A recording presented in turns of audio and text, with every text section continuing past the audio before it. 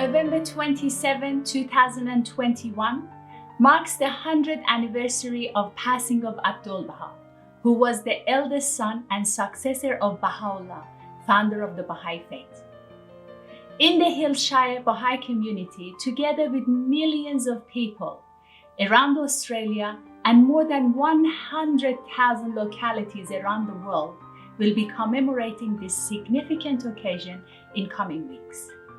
Today, we are going to go around in our community and ask some of the members of the community to share with us some of the attributes and teachings of Abdu'l-Baha which have inspired their personal life. Here I'm sitting with Professor Bijan Samali, and I'd like to ask him, dear Bijan, when you think of Abdu'l-Baha, what is the very first thing that comes to your mind? I'm inspired by his title, Abdu'l-Baha, which implies servitude. He served humanity with love and passion and with a lot of sacrifice, and brought about hope and peace and love to the world. I love to follow that. I love what Abdu'l-Baha had to say about music, and this is one of the inspirational quotes that I absolutely adore, when he said, "The art of music must be brought to the highest stage of development, for this is one of the most wonderful arts in this glorious age."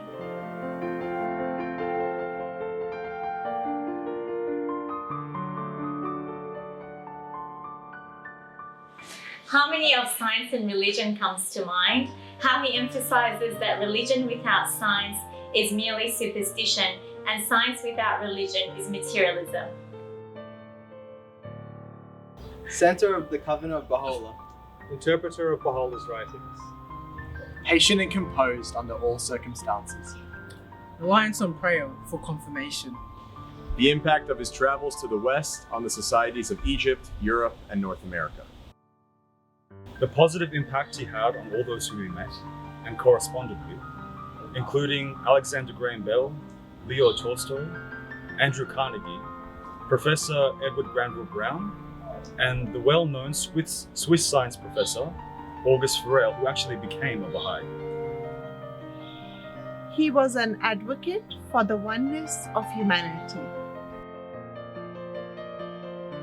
He teaches us that the divine religions were founded for the purpose of unifying humanity and establishing universal peace.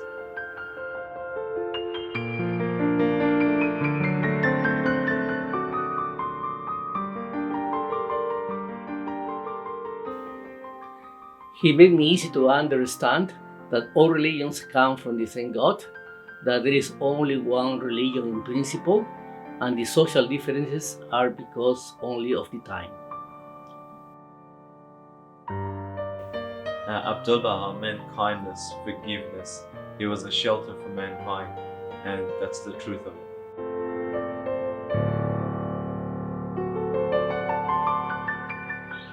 It reminds me of the title Baha'u'llah has given him, the mystery of God.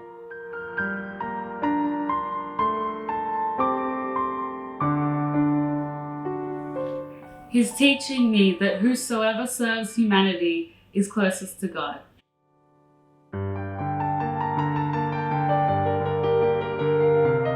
His wisdom. His forgiveness, and he teaches me how to forgive others. His compassion. His humility. He set himself as the perfect example and showed us how to be humble. He dedicated his life to promoting Baha'u'llah's teachings on social justice, world peace, and racial unity.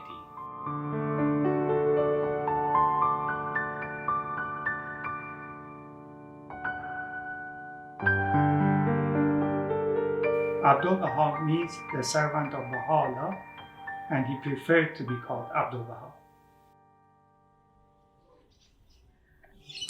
His words that sincerity is the foundation stone of faith, and that we have to forget our personal interests and try as best as we can to serve people.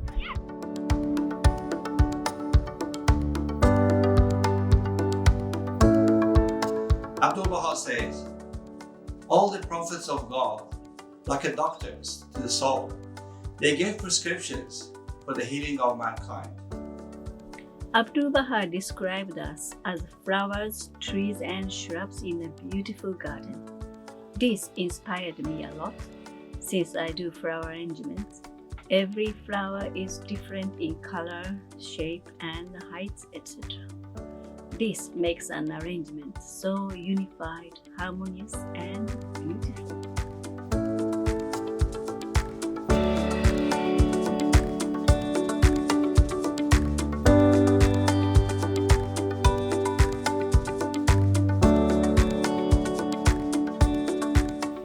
When I think of Abdul-Baha, it reminds me of his unique characteristic of giving hope to the hopeless.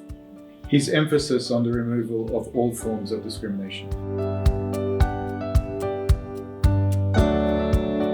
His explanation that religion should cause love and affection.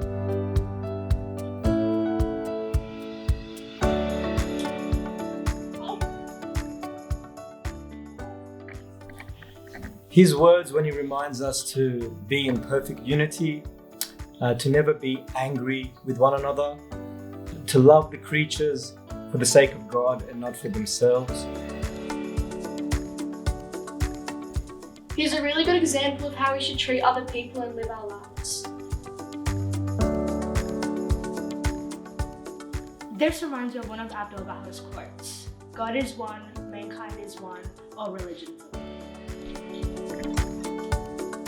Whenever I'm feeling fearful, I remember his calming words. Abdul-Baha says, "Have courage. God never forsakes his children that work and pray." Abdu'l-Baha teaches that Baha'i should make others happy. He says, turn your hearts towards bringing joy to the hearts. Beware, beware, lest you offend any heart. His kindness to everyone, regardless of their belief. I remember the definition of love that Abdul-Baha made. He said that when there is love, there is always time and nothing is too much trouble. Abdul-Baha says, education and training of children is the most meritorious act of humankind. Abdul-Baha reminds us to teach through action and not words. It reminds me his beautiful prayers and writings. Abdu'l-Baha has reviewed more than 27,000 writings. Kalana and Seville, would you like to say a prayer by Abdu'l-Baha? Yes. Oh God, guide me, protect me, make of me a shining lamp and a brilliant star. Thou art the mighty and the powerful. His assuring words that the day is coming when all the religions in the world will unite, for in principle they are one already. It reminds me of this quote: "Among the greatest of all services that can possibly be rendered by man to God is the education and training of children." He was very generous. He was kind. He loved children.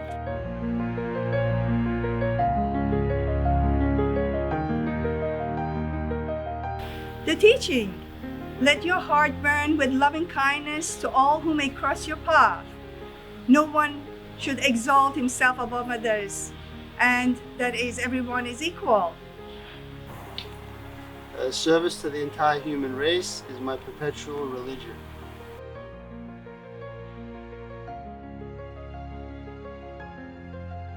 The life of Abdul-Baha reminds me his words in regards to hardship. The more difficulties one sees involved, the more perfect one becomes.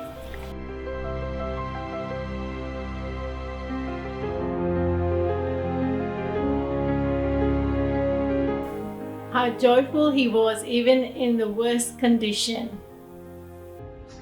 He's teaching us that when the thought of war comes, we need to oppose it with a stronger thought of peace.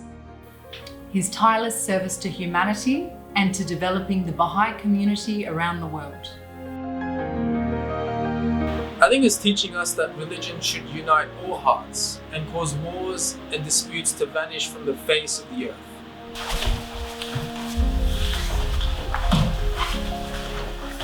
World peace cannot be achieved unless the equality of men and women are established.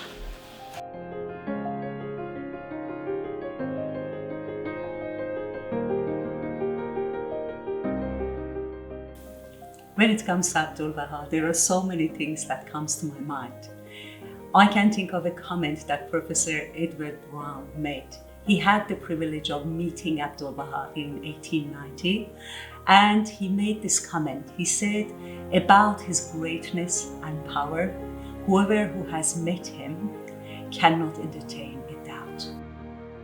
During the First World War, Abdul-Baha organized agricultural operation to feed the hungry and needy and save them from the starvation. British government recognized his humanitarian service in northern Palestine. Abdul-Baha received a knighthood at a ceremony held by British governor.